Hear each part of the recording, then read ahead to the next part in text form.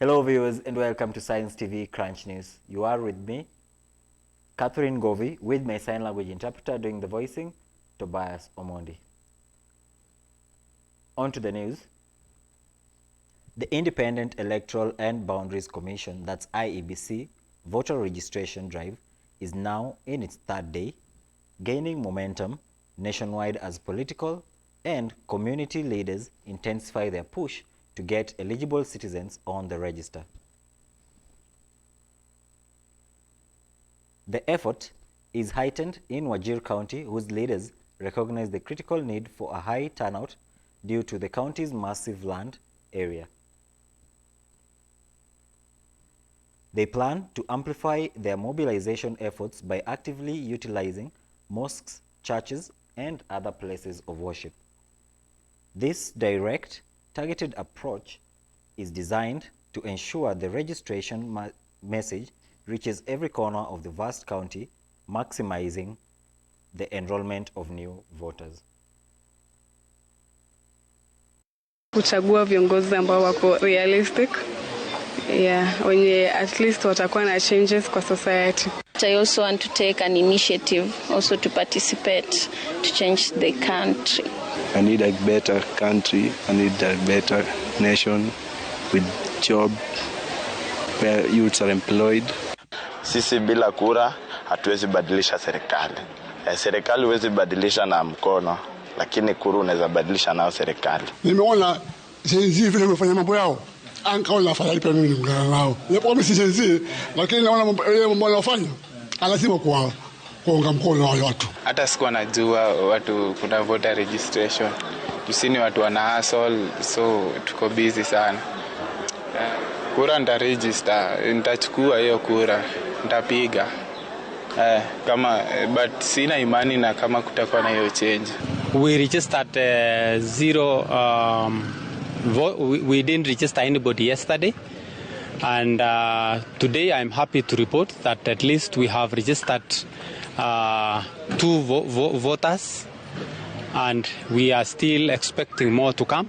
Mikakati iwekwe ya kufanya hizi IDs, uncollected IDs zitoke kwa ofisi ziende mashinani. I think my plea yangu pia ni hiyo, tufanye bidii hizi IDs zitoke. Moving on to other news. The fight against corruption at the devolved level has been bolstered after the Ethics and Anti-Corruption Commission, that's EACC, announced a new collaborative effort with the county governments. The EACC has partnered with county administrations to establish dedicated committees that are focused on preventing the embezzlement and the misuse of public funds. This approach aims to build internal integrity system and to strengthen accountability mechanisms within the county governments themselves, shifting the focus from the investigation and prosecution to prevention.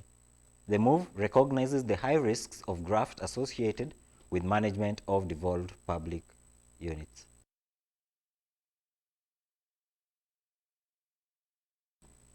Moving on.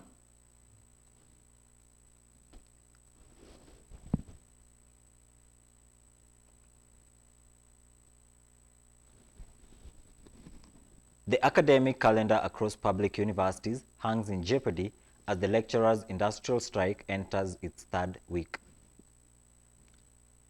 Now, the government faces a dramatic escalation, with students threatening to leave the classrooms and join the lecturers in the streets to demonstrate if the pay dispute is not resolved immediately. The student body is voicing deep discontent, saying the strike has left them feeling idle and unattended, disrupting their academic momentum and forcing them to waste time in campus residence halls or the library. The paralysis, they fear, will lead to devastating loss of an entire academic semester.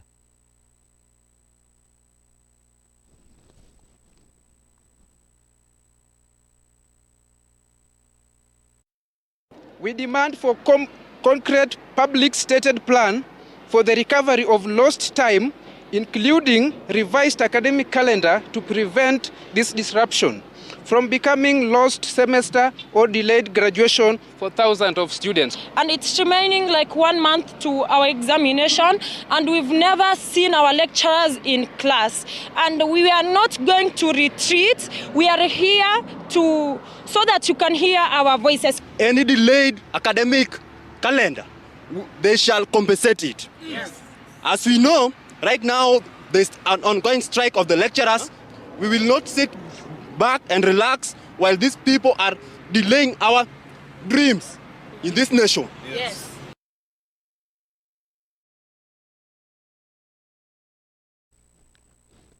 Moving on, the government has escalated its response to the prolonged drought crisis, officially flagging off a major consignment of relief food that is destined for Mandera and Turkana counties, two of the regions hardest hit by the dry spell.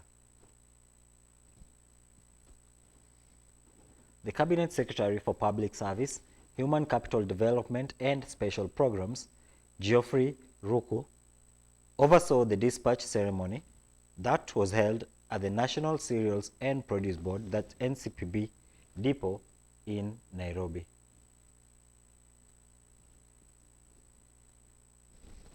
This relief shipment marks the critical first phase for a broader government intervention strategy aimed at supporting drought-stricken communities across all 23 arid and semi-arid land counties nationwide.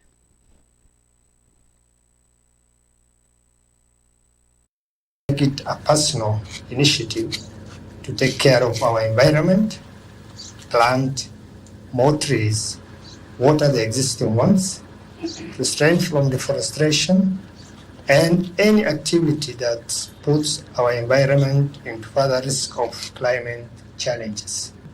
We need proper coordination and collaboration with NGOs to effectively respond to the drought.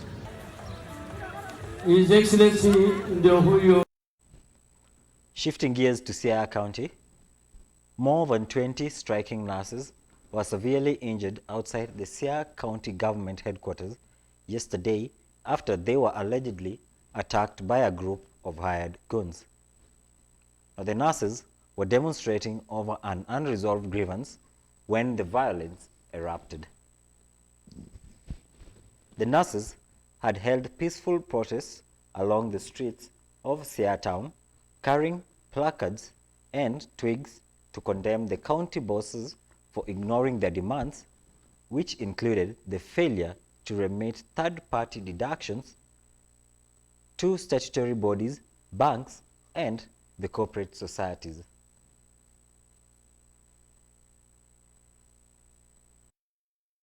I want to sympathize with my colleagues who have been injured today by a cocoon of goons who have been unleashed on us from the office of the governor. We were in a peaceful protest today, and we were going around addressing our grievances as it started on 17th. And today, while we were approaching the governor's office, the gate was closed by the enforcement officers in that place. A guy called John Okello, and in the process he was engaging goons. Within a few minutes, we saw a group of goons coming within us, and then they were allowed to enter the gate of the governor. Within a few minutes, the police came in and started shooting in the air. As they were shooting in the air, the goons started beating our members here with the rungus, and our members have sustained a lot of injuries. We have recorded at least 20 casualties. Allow me condemn whatever has happened today it is barbaric, uncouth, unseen. But the message we are telling the county government of Siaya, you have strengthened us more and more. And it's very unfortunate today.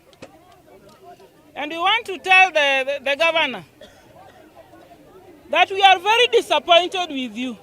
We know very well you are a lawyer, and we know that Constitution Article 41D says that every worker's got a right to go on strike.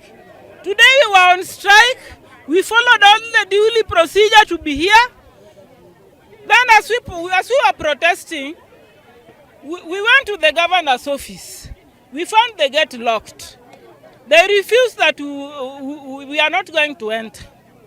Then all of a sudden, they bring the goons with the... Moving on to other news.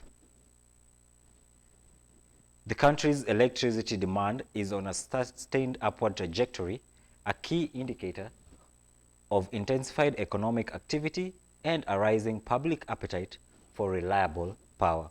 That's according to the latest Energy and Petroleum Statistics report released by the Energy and Petroleum Regulatory Authority, EPRA. The increasing demand across all customer segments, from large industry to small commercial and domestic users, suggests a robust economic environment following previous periods of slower growth. The EPRA report highlights several major shifts in the country's energy landscape. Notably, the nation registered a new record peak demand for electricity, reflecting expanding industrial and commercial operations as well as increased household connections. We need to be able to invest particularly in new generation projects. We need to invest in upgrading our transmission infrastructure. We also need to invest in storage both of white petroleum products because of the increased demand not only in Kenya and the region, but also increased investment in LPG infrastructure. For LPG, with enhanced competitiveness, transparency, and efficiency in imports, the government's zero rating of LPG will continue to stimulate demand, particularly among households transitioning from traditional biomass fuels. And finally, facing perennial challenges like delayed government funding and resource scarcity, St. Anne Sega Primary School in Ugenya Sub-County in Siaya has embraced permaculture as an innovative solution to keep the institution competitive and afloat. The school administration has strategically replaced traditional flower beds and compound spaces with a variety of fruits, vegetables, and other edible plants. This initiative not only tackles rising operational costs, but also provides a practical framework for implementing the new competency-based curriculum, that's CBC. Now, upon entering St. Anne Sega, visitors are greeted by pathways lined neatly, arranged bags beaming with diverse vegetables, legumes, tubers, and fruit trees, systematically replacing ornamental shrubs. As learners are enjoying their lunch meals at school, occasionally, depending on the availability of vegetables. So once the vegetables are there, the learners are fed on them. Parents bring maize. We prepare meals for them. We also have Artemisia plants. They're still down in the soil. That one is used to control malaria. So maybe in the near future, our learners will not have any problems with malaria because we'll be giving them that. Back to the village, our parents have done the same. They have Artemisia, they have everything that we have here. That is what they have there. The CBC aspect of the program in the school is also being encouraged because there's a lot of practical work the pupils are doing in the farm with the CBC work. So there's a lot of farm activities taking place in the school. the learners positively take it, and they take it as a responsibility and not as child labor. It helps us. We get fruits from school, like this hibiscus. We make us juice, and per class you will give us children. And with that story, we come to the end of the news. We'll be back with sports news. Stay tuned.